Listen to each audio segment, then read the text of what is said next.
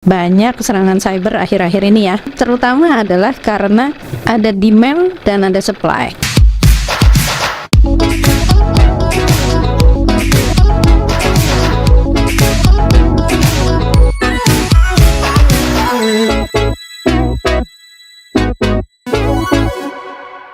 Ada perusahaan yang masih awam untuk antivirus itu sendiri, bahkan mereka kadang-kadang tuh suka menyamakan dengan antivirus itu sebagai obat aja. Jadi ketika mereka udah serangan baru pasang antivirus. Ada nggak sih perumpamaannya sendiri gitu dari antivirus ini? Kasarnya sih kalau kita ngomong virus nih, sama lah kayak COVID ataupun penyakit Flu lain gitu ya, kita akan perlu vaksinnya dulu, kita perlu untuk pencegahannya dulu, bukan diobatinnya gitu ya.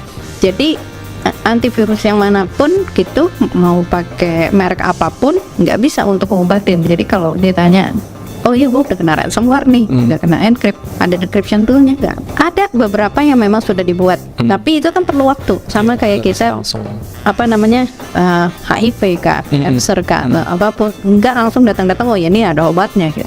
Tapi perlu waktu untuk tes lagi, research lagi, dan lain sebagainya. Seperti yang kita tahu, biasanya kalau file sudah di-encrypt, encrypt itu kan kuncinya banyak ya. Kalau kita udah salah sekali decrypt, udah hilang semua gitu. Nah itu seperti itu sih. Jadi biasanya kami akan lebih menyarankan untuk pakai antivirus dulu untuk pencegahan. Untuk pencegahan seperti itu. Jadi perlu ketahui bahwa antivirus yang di sini adalah untuk pencegahan terlebih dahulu gitu.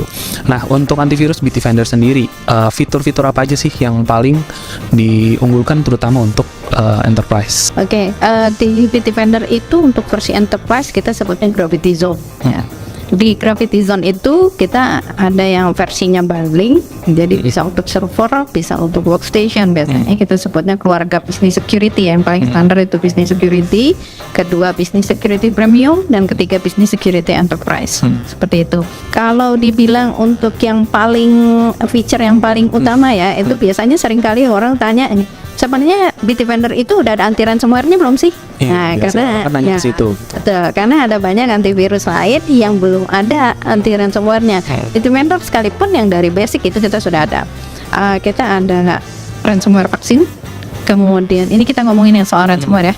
Ransomware remediation, itu dua hal yang memang udah pasti untuk masalahnya ke ransomware itu sendiri. Selain kita juga ada anti-exploit. Anti-exploitnya itu biasanya yang sering kali kita suka ngomongnya ada zero trust ya. Nah itu anti-exploit kita pakainya ke situ. Terus juga kita ada lagi network attack defense. Network attack defense itu kita bisa ngecek tuh kalau misalnya ada serangan brute force, terus ada password stealer, kemudian ada remote desktop protocol. Nah itu kita bisa cek IP mana yang nyerang, terus IP mana yang kena serang, itu bisa kita cek di situ. Itu namanya network attack defense. Kemudian saya ngomong yang basic dulu ya. Terus ada lagi yang namanya risk analytic. Risk analyticnya itu ada untuk endpoint dan juga untuk human. Kalau untuk endpoint itu jadi bisa ngecek nih masing-masing komputernya ini ada miskonfigurasi atau vulnerability enggak. Ada lubangkah di sana? Ya, nah itu dia ngecek. Nah kalau untuk yang human itu jadi kita bisa cek komputer mana yang passwordnya lebih lemah gitu. Atau kalau enggak passwordnya enggak pernah diganti-ganti. Nah itu. Jadi nanti dia akan kasih notifikasi. Nah jadi ada nanti di dashboard kita bisa lihat, oh ya komputer yang ini gitu ya. Nah itu kan kita bisa info jadinya kan ke usernya gitu. Jadi kita udah mencegah duluan sebelum memang sistem dari kitanya lemah gitu. Atau bahkan sekarang bisa masuk juga ke image, ke video. Jadi bukan cuma dari file aja gitu. Betul.